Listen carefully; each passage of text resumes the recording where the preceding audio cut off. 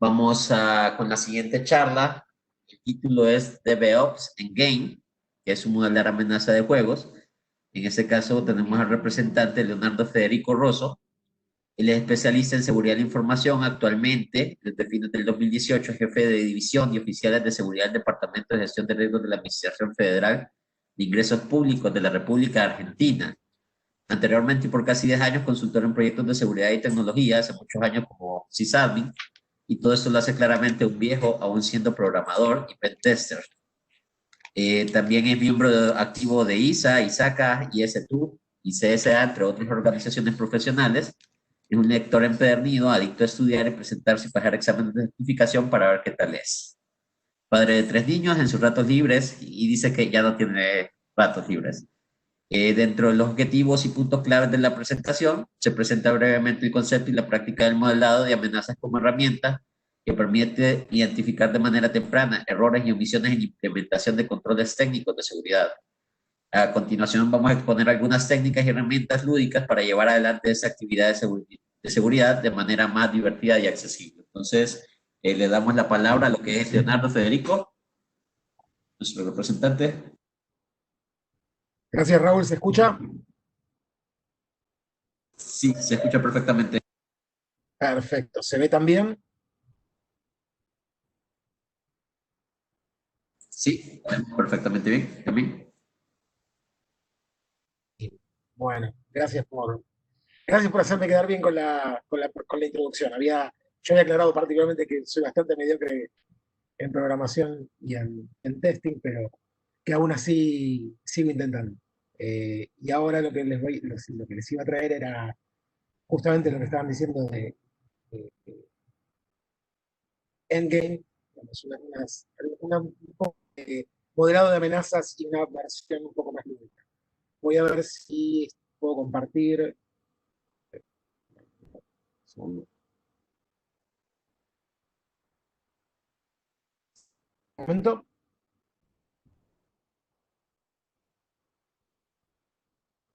Raúl. Sí, dime. ¿Se está viendo en este momento entonces? ¿Me confirman si se ve la presentación? Sí, ya podemos ver la presentación, ya puedes empezar. Buenísimo, muchísimas gracias. Bueno, muchísimas gracias a todos por darme la oportunidad. Gracias a todo el equipo de DevSecOps, Latam, por darme la oportunidad de participar en esta iniciativa. Lo que estaba queriendo traerles, bueno, justamente modelado de amenazas.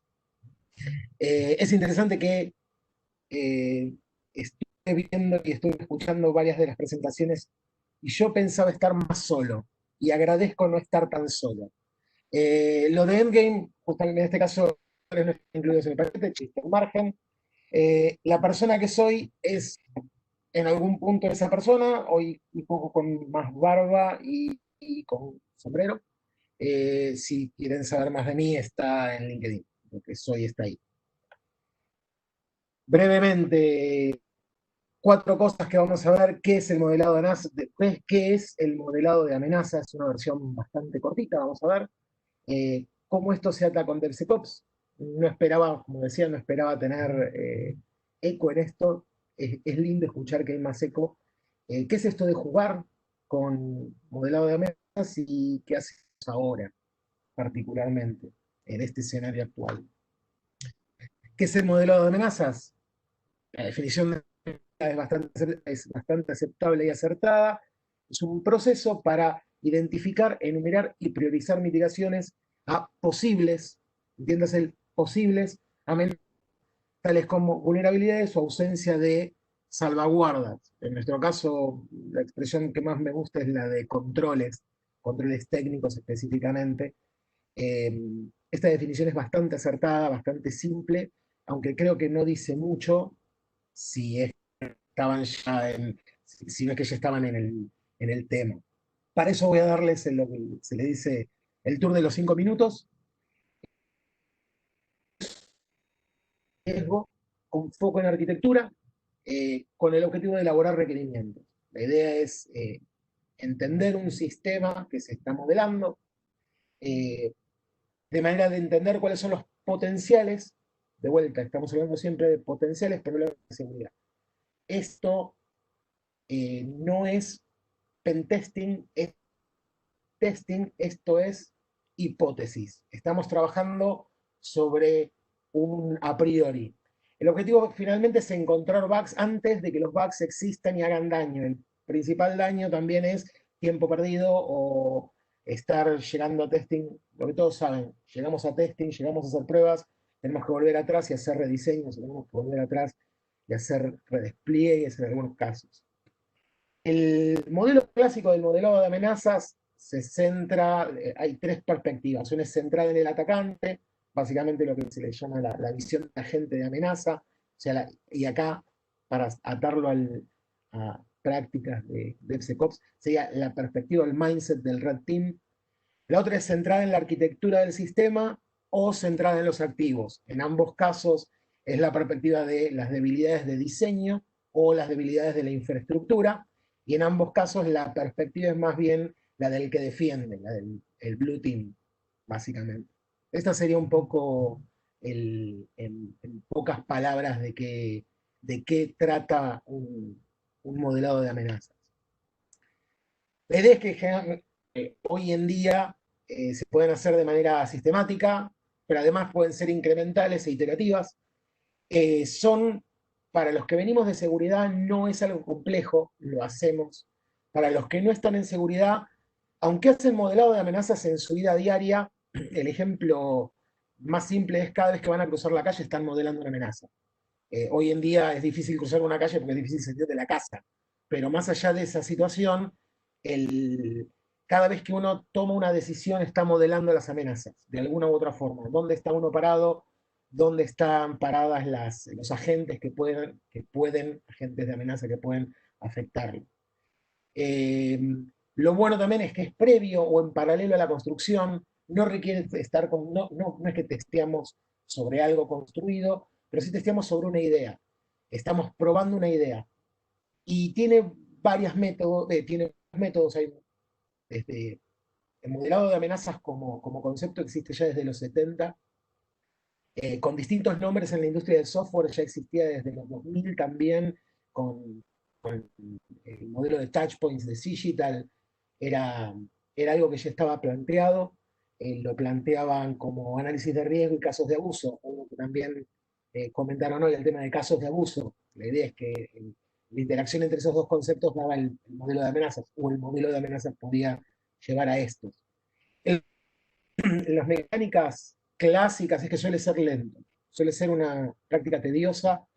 Si uno lo trabaja con un árbol o con un checklist, es sistemático. Si uno trabaja con un diccionario de amenazas, eh, cualquiera, Grunjus, por dar un ejemplo, el problema es que tiene que estar hilando cada elemento contra cada elemento de amenaza, cada elemento de diseño contra cada elemento de amenaza es sistemático, es bueno, pero termina siendo lento y tedioso.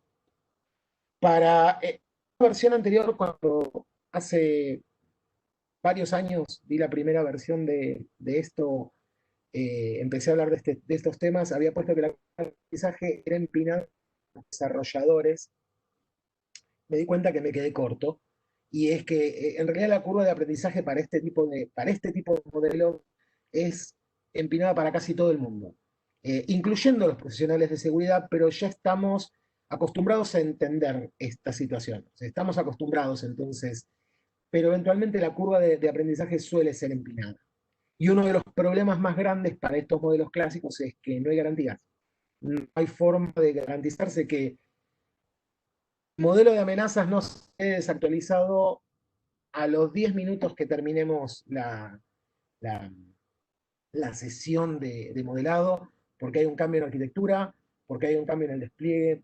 Tampoco hay garantía que esos requerimientos que tenemos queden plasmados en alguna parte, con lo cual era, en los casos, era lo que es un ejercicio en la futilidad, básicamente. Eh, de vuelta, esto tiene que ver con prácticas por ahí un poco más antiguas, pero hay variantes modernas que lo hacen más pasible de tener no necesariamente garantías, pero sí de tener cierto nivel de certeza de que algunas de los resultados de estas prácticas se incorporen en los requerimientos. Básicamente, el proceso de modelado de amenazas tiene tres partes y hay una cuarta que está fuera de programa, pero que es lo que verdaderamente hace que tenga sentido toda la actividad. Lo primero que hay que tener en cuenta es tener un modelo del sistema, de la aplicación, sí, sistema, aplicación, componente, lo que sea que vayamos a pegarle, cualquier manera. Eh, Puede ser un documento de visión, un documento de arquitectura, un diagrama de despliegue, diagrama de flujo de datos. Si hay un diagrama de flujo de datos eh, es muchísimo, no siempre se consigue eso, aunque los DFDs existen desde los años 70, no es algo común de construir, tanto más en modelos donde hoy en día se privilegia el software funcional por sobre la documentación. En, en los casos que yo tuve que hacer ejercicios de este tipo, yo decía, me alcanza con que me dibujen el diagrama en una servilleta. Dibujémoslo en una pizarra. Armemos lo que tengamos, dibujémoslo en una pizarra. Y una de las últimas iteraciones que esto también lo que vimos es que se podía hacer directamente contra código. Es más complejo, requiere un poco más de conocimiento de las partes, de entender cuáles son las deficiencias que tiene el lenguaje de programación en particular o el framework de trabajo, pero se puede hacer también. El segundo paso, una vez que tenemos nuestra herramienta de trabajo, nuestro documento, artefacto, diagrama contra lo que vamos a trabajar, empezamos a buscar las amenazas. Ahí está, desde los métodos de Octavia hasta los que voy a comentar ahora. Se elaboran los modelos y ahí sí se arman diagramas de flujo de datos. Básicamente la forma de trabajar modelos de amenazas a través de DFDs, diagrama de flujo de datos. Hay herramientas como las que comentaron hoy temprano Mateo, hay gratuitas, hay pagas, hay dos por lo pronto, tanto la de OWASP como la de Microsoft son muy buenas para tener una muy buena primera aproximación.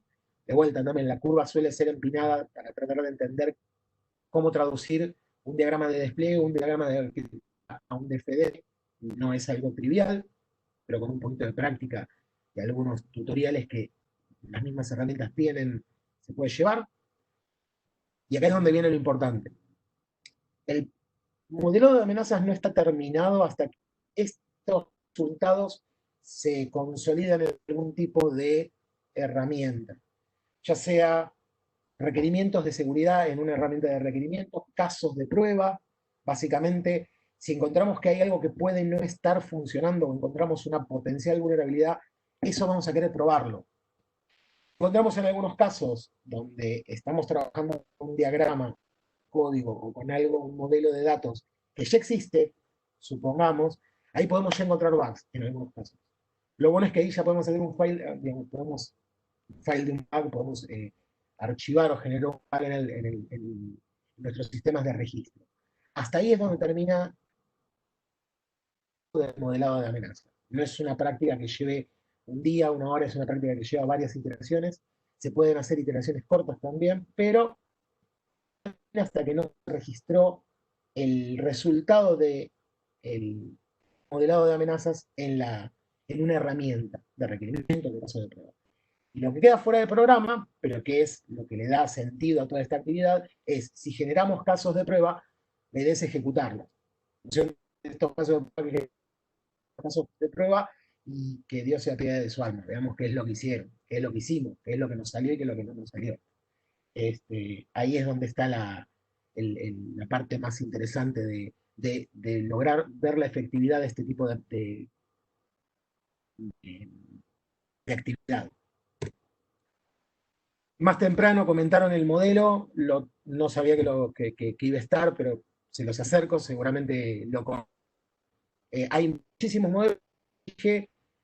Uno de los más comunes hoy en día es el modelo Stride, basado en un mnemónico, no es que tenga un significado particular.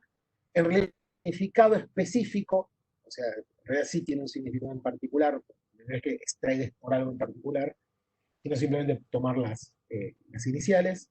El origen de todo esto es de un documento del año 1999 que se llama Las amenazas a nuestros productos. Básicamente ese documento disparó toda la iniciativa de Microsoft de el ciclo de vida de desarrollo de software seguro, el SDL de Microsoft, casi decir que arranca ahí, en ese documento fundacional. Lo interesante es que este documento, podríamos decir, bueno, sí, es un tema de Microsoft. En realidad, lo interesante es que hoy, a más de 20 años de este documento, básicamente 21 años de este documento, todavía el documento es vigente, todavía lo que dice es vigente y todavía la perspectiva para pensar cómo entender la seguridad de software es vigente.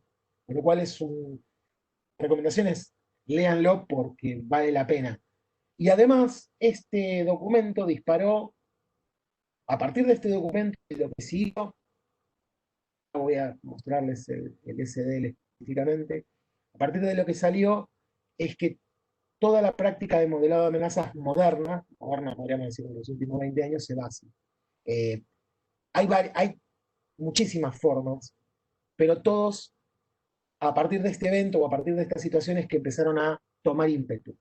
El, los, los seis, las seis iniciales del mnemónico son de spoofing, tampering, o sería alteración, repudio, divulgación de información, denegación de servicio, elevación de privilegio, y la S es de suplantación. Este, cualquier intento de traducir esto no termina siendo muy feliz. Eh, Lamento para quienes no tengan una facilidad con el idioma. La recomendación es, aunque más no sea, tener, tener las dos palabritas una al lado de la otra. Justamente lo que les contaba, el modelo este, o esta, este paper inicial y este documento de SL fue uno de los primeros que vemos que habla de threat modeling, de la forma moderna de threat modeling, como lo entendemos hoy en día, eh, directamente, de una forma clara, que podemos entender por modelado de amenazas. Más allá de que existiera el nombre completo, qué es lo que estamos haciendo, qué es lo que queremos hacer, qué queremos buscar, bueno, aparece acá. Después, OWASP también lo toma, hace también su perspectiva, podemos hacer todo a este origen. De todo esto, yo lo que les recomiendo acá, si quieren ahondar un poco, y aparte del documento anterior, lo que yo les recomiendo es que avancen con este libro. Si quieren empezar a entender un poco cómo hacer modelado de amenazas, este libro no es caro. eh, es más, si entran al sitio del libro, les podría decir que tienen un 40 o un 50% del libro en papers. Eh, Adam Shostak hizo disponibles. El libro no está disponible, o si está disponible no de forma legal, pero el sitio este, donde están los recursos del libro, están los papers iniciales, están papers de cómo llevar adelante el modelado de amenazas, básicamente distintos how-to.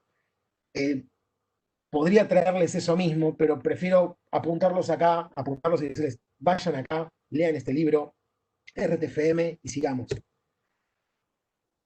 A ver, me imagino que se deben estar corriendo. Son ya 9:35 y no escucho nada. También pues, de la forma que estamos dando este evento, 9:35 acá en Buenos Aires, así que voy a tratar de acelerar un poquitito. Ahora la pregunta que me puedo hacer es, o que se podían hacer, es qué tiene que ver todo esto con DevSecOps. Eh, ya lo contestaron más temprano, eh, pero se los muestro de vuelta acá. Para la gente, es gracioso porque todos tenemos referencias, una de ellas es Gartner, este documento o este dibujo es un dibujo de Gartner, el documento donde está en TechWire, y ahí ven que dentro de planificación también aparece threat modeling. O sea, el modelado de amenazas está ahí. Si queremos ver dónde está el modelado de amenazas, está en esta parte. ¿Se puede hacer en otros lugares? Se puede hacer en otros lugares. En todo caso, aclaración acá. El modelado de amenazas, como lo tenemos entendido clásicamente y como lo tenemos entendido incluso en los modelos ágiles. El modelo de amenaza se hace para que, no va a estar bueno lo que voy a decir, pero lo tengo que decir, para que los desarrolladores no se equivoquen. En realidad eso no es así hoy en día. En algún punto podía plantearse así o podía haber ese criterio que hoy en día está totalmente perimido. Porque y más en un modelo de DevSecOps atiende no solamente los problemas del desarrollo, sino también los problemas de la implementación y el despliegue. Eh, Escuché decir hace un rato que hay vulnerabilidades que todavía aparecen en vivo y que tienen más de 20 años, y es cierto, y estamos totalmente de acuerdo, o no, voy a ponerlo así, voy a plantear de otra forma. Sería poco posible que estemos en desacuerdo al entender que día hoy el buffer overflow sigue siendo una de las cosas que afecta a muchísimo software, una de las vulnerabilidades más básicas, podría decirse que existió en algún punto. La primera que se podría definir. Este, pero el tema es que más allá del desarrollo hay aspectos de configuraciones básicas, configuraciones no seguras, utilización de usuarios predeterminados, utilización de cifrados inseguros, todas que no tienen que ver con el desarrollo, sino que tienen que ver más que nada con el despliegue, con la operación, con cómo administramos. Eh, los sysadmin tomamos muchísimos atajos para hacer la vida más fácil. Uno puede llegar a reírse de el escribir las contraseñas en un papelito. A ver, en el tiempo que pasó, puedo decir, en algún momento yo llevé un KeePass con, con contraseñas para poder administrar 300 servidores. Hoy en día sería una práctica muy por fuera de lo normal, de lo habitual, no debería serlo, pero evidentemente sigue siendo. El modelado de amenazas se extiende hoy en día, en el contexto de DevSecOps, no solamente a los errores de diseño y desarrollo, sino también a los errores de puesta en producción y mantenimiento y operación. Y ahí es donde se hace más atractivo y jugoso. Tenemos un todavía para que eso se termine de completar. Para los que no les guste Gartner, también cosa. Si no les gusta, tenemos otro. Esto también ya lo mostraron antes, pero es lindo saber que somos varios que estamos mirando los mismos libros. Esto es OWASP SAM. Particularmente esto es la versión, hoy en día está la versión 2.0, si no me equivoco era 2.0. Básicamente, SAM, lo hago cortito porque entiendo que lo vieron antes, es un modelo de madurez que tiene 5 ejes: gobierno o gobernanza, diseño, implementación, verificación y operaciones.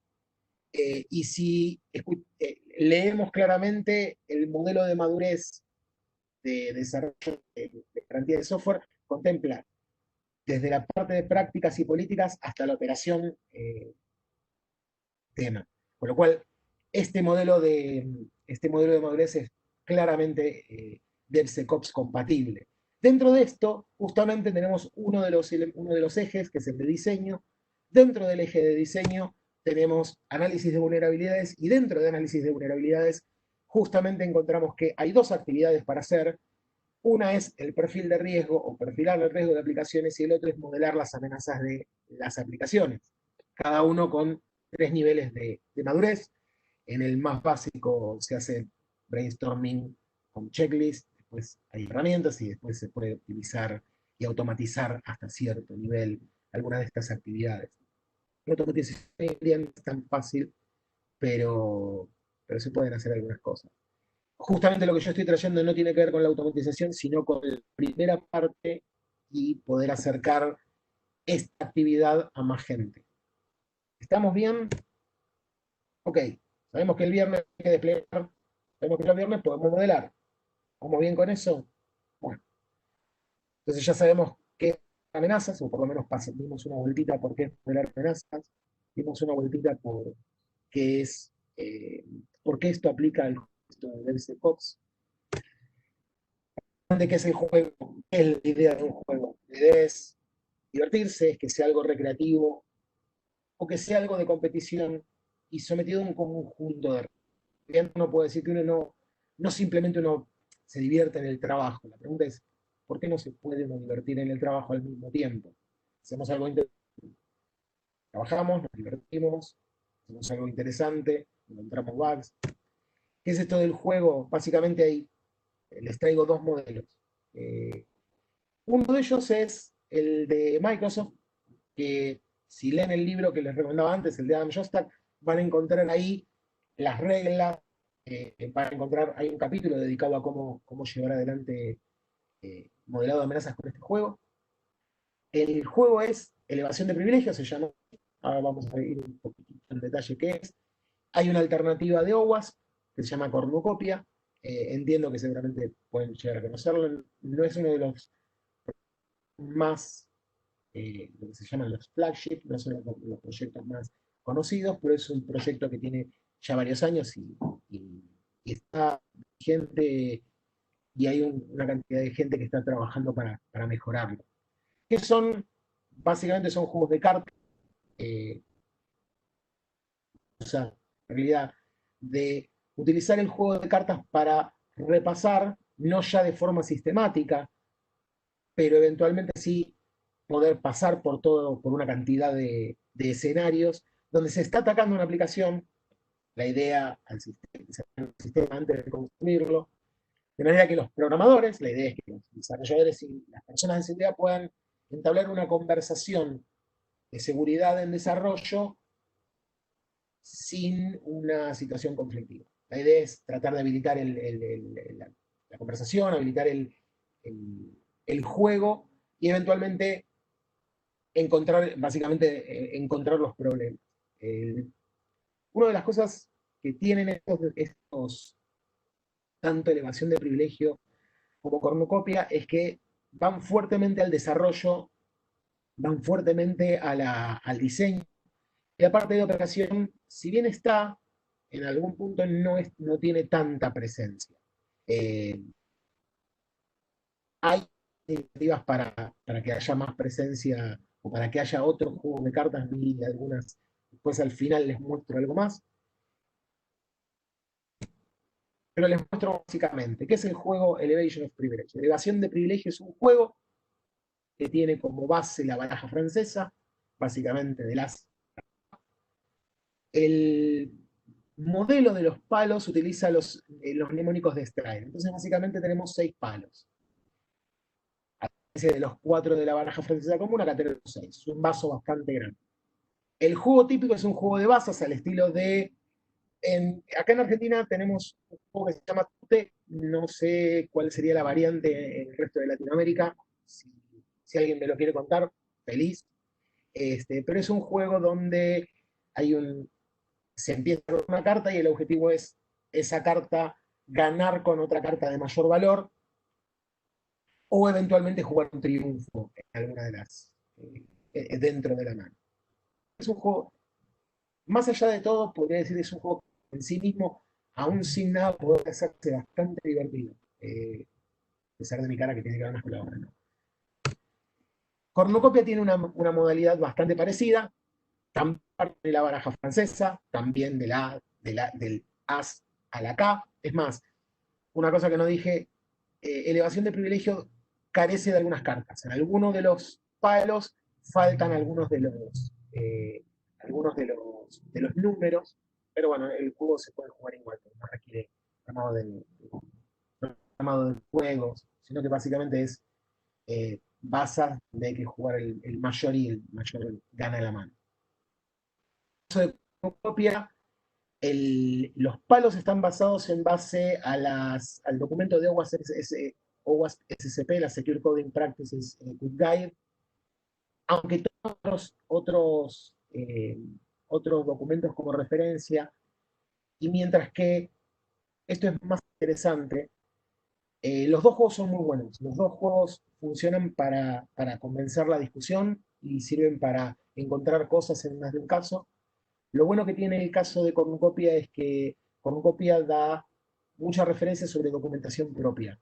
Entonces, si ustedes ven en las cartas, que las pueden descargar del sitio de OWASP, las cartas se pueden descargar directamente, más ahora se las muestro bien, en realidad, hace 2 slides atrás, les mostré justamente que estaba el nombre del juego y abajo un enlace. En ese enlace es donde pueden descargarlo en cada uno. En el caso de Microsoft está hoy en día en Microsoft Downloads.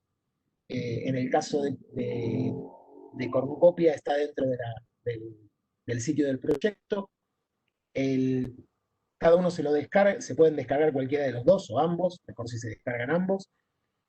Y lo bueno es que miren cualquier papel y jugar directamente. En el caso de Cornucopia también es un juego de bazas, muy parecido el modelo.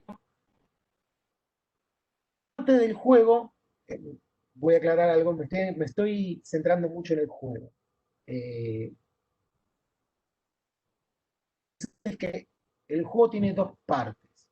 Hay una parte que es el juego, que se puede jugar incluso sin material para analizar, pero además el juego tiene dos formas de calcular, los juegos tienen dos formas de calcular puntaje. Una es por la parte del juego normalmente, quién gana la baza.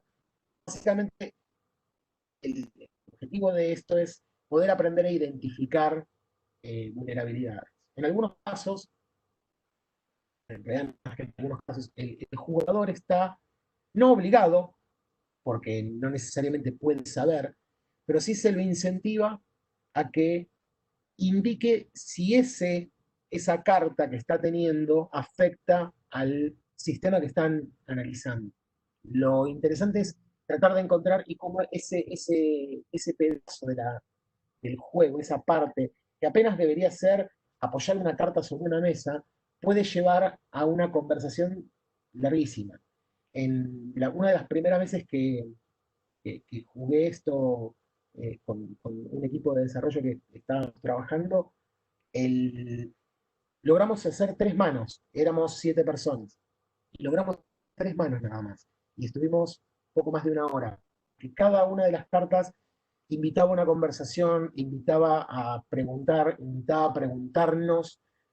Yo como profesional de seguridad me estaba encontrando en más de una ocasión teniendo que decir, no sé, mira, eso no lo sé, no sé cómo, y llevarme cosas y que el equipo se enriqueciera por eso. El equipo se enriquecía ya solamente por estar expuesto a esta conversación. Después, la, a los días siguientes me encontraba en el mismo equipo que estaba llevando el testeo o el desarrollo, alguna de las actividades, volvía con respuestas. O sea, no es que se quedaban con que te tiré la pregunta, fíjate, arma una dinámica interesante.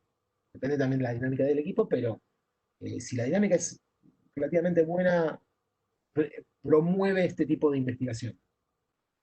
Eso es independiente de cornucopia o, o elevación de privilegio. En lo que sí que aclaraba de cornucopia es que hay varios documentos, incluso en la carta se indican los patrones de ataque, de acuerdo a CAPEC, lo cual no es poca cosa. Lo que decía antes, justamente permite involucrar a otros equipos directamente al desarrollo. No es una actividad que hace el tipo de seguridad, el referente de seguridad. En un entorno justamente como el que estaba trabajando, si bien no era, en este caso era DevSecOps, en ese momento, era un entorno donde tenemos una dinámica bastante parecida, bastante agile, o sea, y en ese caso sí teníamos varias tareas juntas. El tema era cuando queríamos traer a los product owners de ese proyecto y era más fácil traerlos a discutir problemas de seguridad o dudas de seguridad a través de esto que traerlos a conversar sobre seguridad en el dame tus requerimientos. O sea, traerlos en esa perspectiva era más complejo. También lo que sirve es para elevar el nivel, como decía, debe ser una herramienta de concientización para todos. La curva de aprendizaje, aunque estoy extendiéndome por ahí mucho en la explicación, en realidad aprender a jugar esto lleva 15 a 20 minutos. Y enseguida se puede poner a jugar, ya se puede empezar a trabajar realmente. Un problema, un problema era, bueno, o es el que requiere que las personas estén en el mismo lugar. Jugar con cartas tiene esa particularidad. Después, bueno, en algunas organizaciones, cuando el accionar de consultor cuando llevaba estas actividades, no siempre tenía como la perspectiva. ¿No? Algunos organismos, algunas empresas todavía están no susceptibles de entender que esto no es una pérdida de tiempo. Eso es una experiencia que tuve hace más de 3 años. Pero bueno, en algún punto puede ser que eso haya cambiado pues, en estos últimos 3 años. Como les dije, el tema más importante o el único problema que yo puedo tratar con esto está buenísimo, pero requiere que las personas estén en el mismo lugar. Y hoy tenemos este problema. Bueno, mejor no opino mucho sobre este problema, pero sí lo que les voy a dar es una solución. Les voy a dar una solución. La elección de privilegio tiene hay en este momento dos despliegues online. Ya hay dos despliegues, hay dos desarrollos por dos desarrolladores distintos, ambos buenísimos. Este, ahora les voy a mostrar uno también para mostrar cada uno qué diferencia tiene. En uno incluso se ve el juego en vivo y en directo. En Cornucopia hay hay variantes, cosas que se ocurrieron en algún momento. El 20 preguntas, básicamente tengo mis cartas, cada una de las personas tiene sus cartas, y la idea es entender, bueno, uno de los equipos toma una de las vulnerabilidades que identificó y el otro equipo tiene que entender cuál es la vulnerabilidad que están identificando haciendo 20 preguntas, básicamente. Y lo otro es quién es quién, como el clásico juego quién es quién. Lo importante es que ahora no podamos estar en el mismo lugar, sí se puede seguir utilizando esta dinámica. Es una cuestión de encontrar que el equipo sea permeable a aceptar esta dinámica y empezar a trabajar, ya sea o con las cartas físicas entregándoselas, llevándoselas, o utilizando estas herramientas online. Si alguien, acá yo les muestro, por ejemplo, un modelo. Si se animan a jugar, no sé si tengo acá alguna forma para hacer un chat inmediato. La idea es, acá tenemos un modelo. Esto es el patrón o la arquitectura de referencia de Microsoft Azure para una aplicación web escalable. En algún punto es una arquitectura de referencia. Esto es algo que uno tranquilamente podría encontrar en un escenario que le acerquen, donde le queremos desplegar, algo parecido a esto. Y con esto es con lo que tenemos que trabajar. Normalmente, si alguien se anima a jugar, hay algún chat, ahora lo vemos en las preguntas. Básicamente, lo que se hace es entrar a la aplicación de Giro, haré la primera carta. Cada vez que se entra a HeroQuap, lo que se hace, se genera un nuevo mazo. Este es el que generamos en este momento.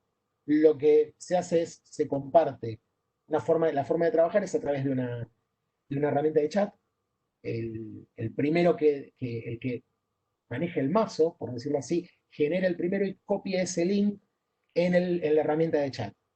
Lo primero que tiene que hacer es justamente tomar la carta que tocó, la primera en este caso sería elevación de privilegio, está usando una variante. El juego básico siempre se arranca con el 2 de spoofing, en este arrancando con el 10 de elevación de privilegio, y acá lo que plantea es, no hay una forma razonable, está planteándome la carta a entender y a utilizar, no hay una forma razonable para que el que llama se dé cuenta cuáles son las presunciones de seguridad que estás haciendo.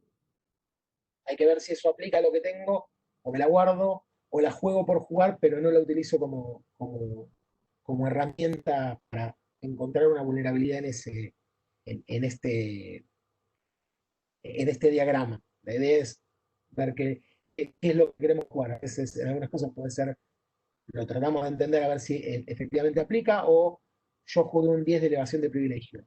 El próximo tendrá que tener, por lo menos yo ya el punto de la base ya lo tengo. Es poco probable que llegue a salir una J, una Q y una K de elevación de privilegio en la misma mano. Lo cual puedo decir solamente con el punto este. Pero bueno, es un poco la idea. Lo interesante es que cuando empecé con todo esto, con todas estas ideas de juegos de seguridad o juegos basados o asociados a seguridad de información, no había mucho. Es más, los dos que les voy a mostrar ahora, eh, los dos primeros Control Hacky Dogs estaban, pero también no eran tan conocidos. Hoy en día, por lo pronto, yo conozco que entre 15 y 20 juegos diferentes. Todos los días se están desarrollando juegos con distintas variantes. Muchos son juegos de mesa para hacer algún aspecto de o modelado de amenazas o entrenamiento, eh, eh, capacitación de pentesting o juegos de seguridad informática. Y por lo pronto puedo contarles, hay uno que a ver, había oído hablar y me enteré esta semana de el de Backdoors and Breaches, que es un juego de respuestas para simular respuestas ante incidentes y que se puede jugar en Discord. La verdad, todavía no lo probé, porque me enteré esta semana, pero se los recomiendo igualmente, porque es una forma de aprender sin necesidad de estar teniendo que romper algo, algunas cosas, eventualmente también habrá que romper algo, pero además también permite que se haga interacción con distintas personas. Esto es todo lo que tengo, señores. Si hay alguna pregunta, su pregunta no molesta. Hola. Bien, Raúl. Raúl, ¿Cómo? con la presentación, llegaste con la presentación, llegaste con todo, ¿viste? Llegamos con todo. En tiempos perfectos. Bueno, pero...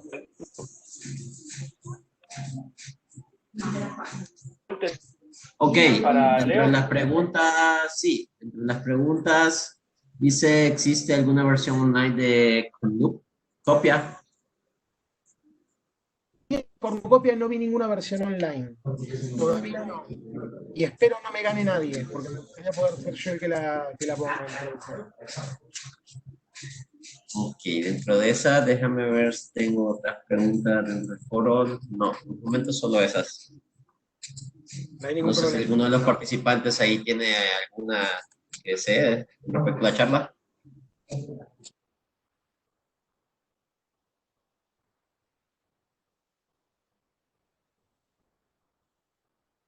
Bueno.